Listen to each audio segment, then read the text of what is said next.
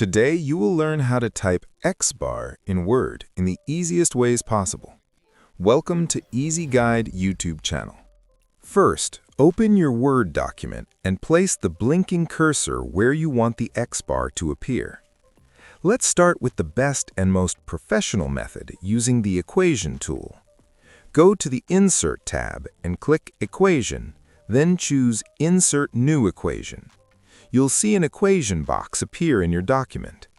On the Equation tab, click on Accent and choose the bar option. A small bar will appear with a box under it. Click inside that box and type X. You will now see X with a bar on top. Click outside the equation box to use it normally in your document. If the X looks italic, select it, go to the Home tab and turn off Italic to make it look like normal text. Now let's look at another method using the symbol feature.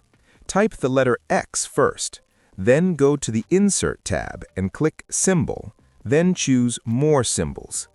In the box that opens, set the font to normal text and the subset to combining diacritical marks. In the character code box, type 0305 and make sure Unicode is selected. You will see a combining overline symbol. Click Insert and then Close. The line will appear above the X, creating the X bar symbol. If you are using a Windows keyboard with a numeric keypad, there's an even faster way.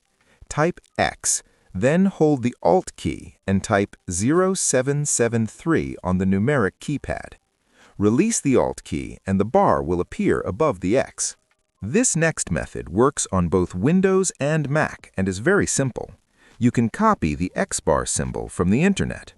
Open your browser, search for X bar symbol, copy it, and paste it directly into your Word document using Ctrl-V on Windows or Command-V on Mac.